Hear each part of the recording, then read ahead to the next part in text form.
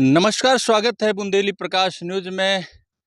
मैं चित्रकूट से आशीष उपाध्याय आज जनपद से एक घरेलू हिंसा का एक ऐसा अनोखा मामला सामने लेकर आ रहा हूं, जिसमें पति और पत्नी के बीच हिंसा का मामला है, जिसमें पति की हिंसा से प्रताड़ित पत्नी आज किराए के मकान में रह रही है और दर दर की ठोकर खा रही है। वह अपने अधिकार और अपने हक की लड़ाई के लिए कई जगह कई अधिकारियों के चौखटों में चक्कर काट चुकी, लेकिन उसे अभी तक न्याय नहीं मिला। अंततः वह महिला न्यायालय की शरण जाने के लिए मजबूर हो गई। आखिर क्यों हुई वह मजबूर महिला, देखिए यह खास रिपोर्ट। है तो मैं कहाँ से मेरे लड़की के कहाँ तक जान खाऊं। उसका आदमी परदेश में कमाता है, 15,000 20,000 पाता है। उसके भी 2 लड़की हैं। अब मेरे लड़की से 60,000 लिए थे, 10,000 बोर में दी थी, 70,000 12,000 का लेटरिन खोली, यहाँ बनवा दे बेटा बोले, फिर बाद में तेरे को हम बनवा देंगे। पहले मेरे बना दे। मेरे पति मेरा लड़का दोनों बोले कि बिटिया मेरे घर संभाल, अब मेरा जब सब बन जाएगा तो मैं तेरा बना दूंगा। जब इन लोग का सब बन गया तो 11 बजे रात को मेरे लड़की और दामाद को मार के घर से अब मेरे को निकाल दिए। अब बताइए हम लोग क्या करें? इसका न्याय क्या है? मैं न्याय चाहती हूँ कि ईमानदारी का यही रहेगा तो ईमानदारी तो कोई बोलेगा नहीं। जब उसका कोई सुना ही नहीं है तो क्या करूंगी? जो झूठ नहीं बोलते उसको झूठ बोलने की आदत नहीं है। हमारे हाथ पांव कांपता है मैडम, एक शब्द भी झूठ बोलेंगे तो जैसे लगता है कि कोई चोरी किया है। मैं बुढ़ा गई हूँ, मेरी जिंदगी बीत गई, मैं कभी एक शब्द झूठ नहीं बोली और सच का कोई सुनाई नहीं है यहाँ। तो क्या करें? यूपी सुधर गई, यूपी सुधर गई, कहाँ से सुधरी है यूपी? जो पैसा देता है उसका बोलबाला, जिसके पास पैसा नहीं उसका मुंह काला। ये तो कानून है। मेरे पास भी पैसा होता, कानून में देती तो मेरी भी सुनाई होती। मेरे पास पैसा नहीं है, मैं गरीब हूँ, अब पैसा कहाँ से पाऊँ? आदमी लड़का सब निकाल दिए घर से। लाचार हूँ, मैं खुद मजबूर हूँ। चुके हैं उस पीड़ित महिला के घर, जो आज खुद का घर होने के बाद भी बेघर है और किराए के कमरे लेकर रह रही है और अपनी लड़की को लेकर दर दर की ठोकर खा रही है। वो थाने के चक्कर काट रही है, जिला प्रशासन के चौखटों के चक्कर काट रही है, लेकिन उसे न्याय नहीं मिला। यहाँ तक कहा जा रहा है योगी सरकार में महिला सशक्तिकरण अभियान चलाया जा रहा है, घरेलू हिंसा पर रोक लगाई जा रही, लेकिन आज भी कहीं न कहीं घरेलू हिंसा की शिकार महिलाएं ही हो रही हैं। तो आइए मिलवाते हैं उस पीड़ित वृद्ध महिला से जो घरेलू हिंसा का शिकार हुई हैं। आइए सुनते हैं उनकी आप बीती।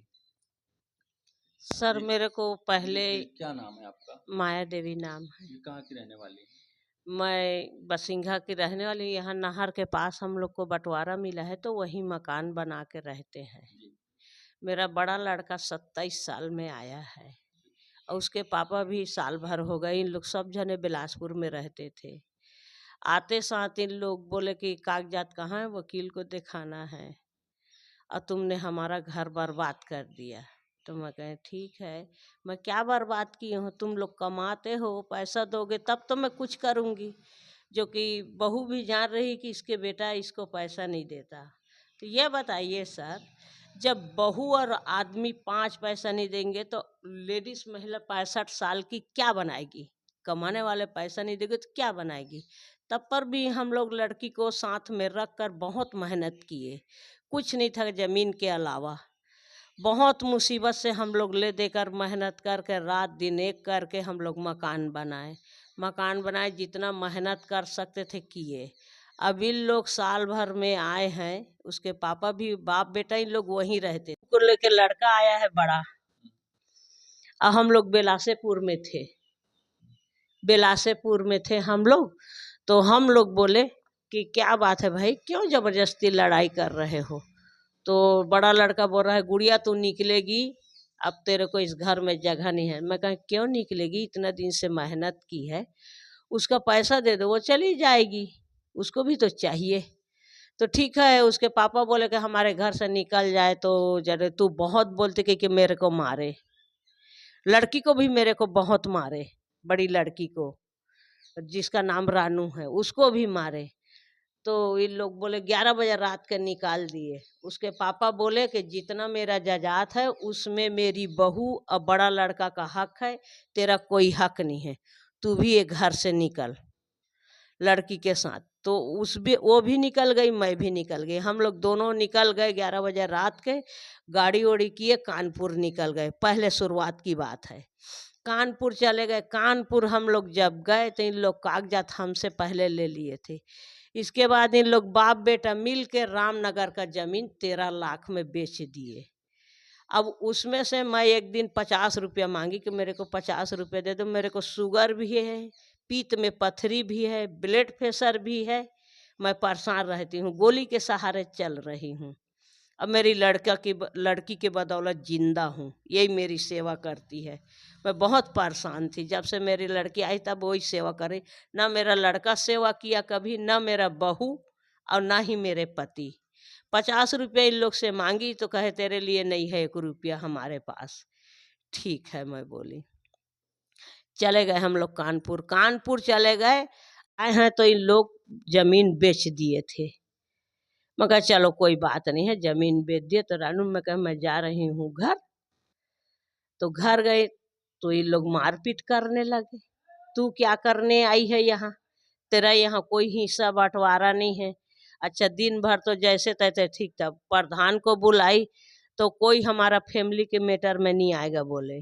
त्रिवेणी लोग को भतीजे हैं बसिंघा के, जिनकी प्रॉपर्टी में हम लोग हैं बंटवारे में, तो उन लोग को भी बुलाई तो हमारे फैमिली के मैटर में कोई नहीं आएगा। चलो ये बात हो गई, तब पर भी एप्लीकेशन दी, थाना में कोई सुनाई नहीं हुआ मेरा।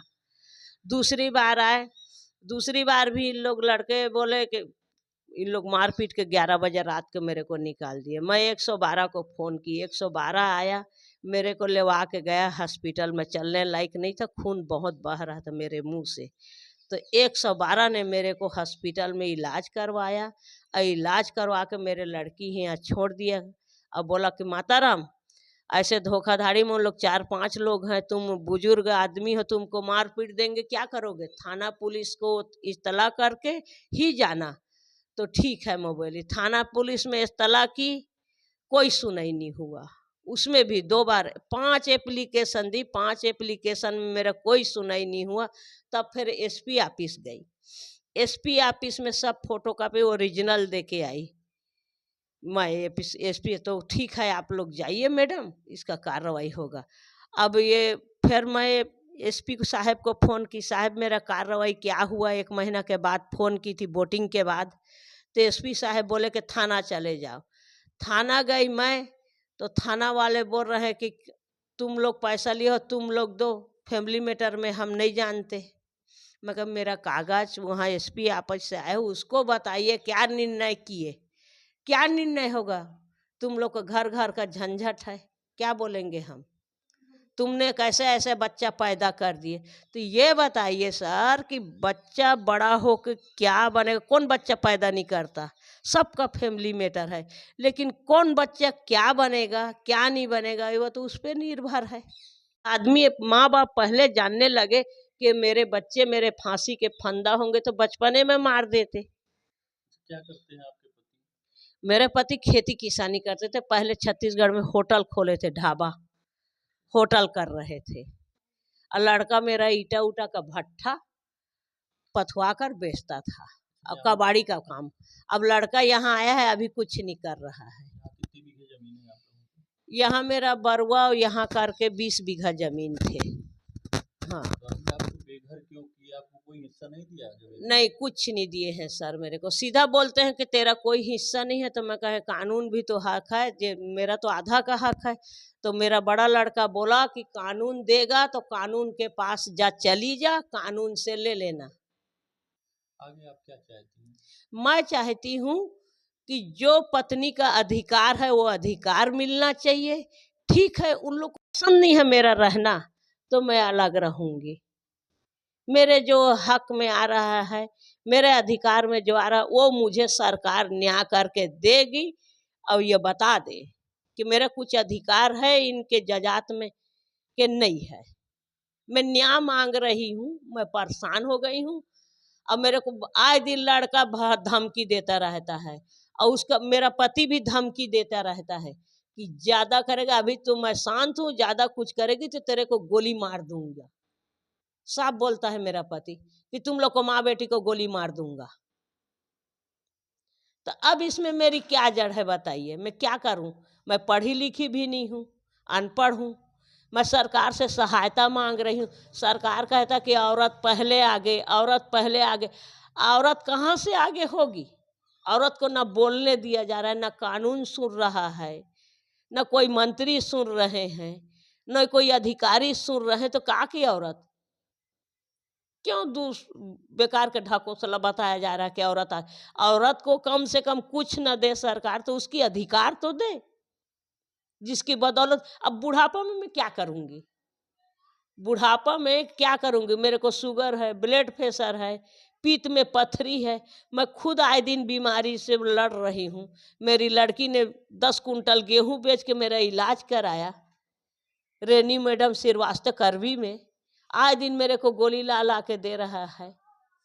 इसका गवाह डॉक्टर भी है कि जान रहे कि यह इसका आए दिन गोली दवा चल रही है, हर एक हफ्ता के हर एक हफ्ता। 70 साल की महिला माया देवी ने मंगल अपने पति के आरोप लगाती है कि उनका कहना है कि मेरा पति 1 साल से मुझे घर से मार पीट कर निकाल दिए और मैं दूसरे के घर में किराए से रह रही हूँ, क्योंकि मैं अपना अधिकार और हिस्सा मांग रही हूँ। तो मेरा पति और मेरा बेटा मारते पीटते हैं और गाली गलौज देते हैं।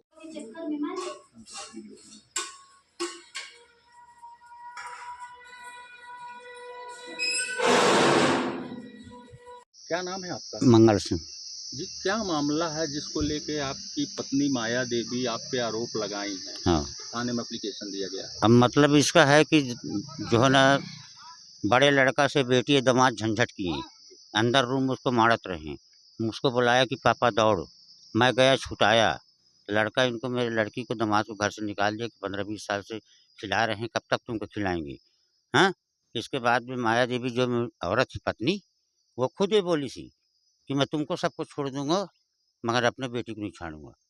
वो अपने बेटी को लेकर साथों साथ भग गई है। 1 साल से घूम रही है यहाँ वहाँ, किराया में कहीं भी रहते हैं। रह गए हिंसा पूरा का, तो मेरे पास तो है नहीं, तो क्या हिंसा रहा कोई दूसरे के संग? हिंसा मेरे जगह ज़मीन मिलेगा, मुझसे लेगा, सब ही मतालबा है। क्या है? कितने बच्चे हैं आपके? बच्चा मेरे पास तो 5 लड़की है, 2 लड़का है। सबकी शादी ब्याह हो गया? सबका शादी ब्याह हो गया है। एक लड़का का नहीं हुआ, तो लड़का का एक्सीडेंट हो गया था, छोटे वाला अपाहिज है। यानी सब शादीशुदा है बहुत दिन के। क्या प्रमुख कारण है जो आप पे हर बार आरोप लगा रहे हैं कि हमारे जमीन में हिस्सा नहीं की है? कहानी सुनाओगे ना तो मेरा ये लोग ट्रैक्टर बेच डाएँ, छत्तीसगढ़ में मैं था, मेरी भैंस बेच डाएँ। हाँ, तो अभी तक वो 80,000 रुपये 70,000 लिए रहते, अभी तक पैसा नहीं पटा है। 33,000 का पूरा गल्ला बेच डाएँ हर साल बेच के। हमको तो रात दिन लड़ाई झंझट, मारपीट भी बेटियों से करवाती थी। हैं? पीने खाने वाले का भी दारू पी लिया छटाक खड़, कहने मतलब, तो उसमें वही बहाना से सब अपना मारपीट होती थी।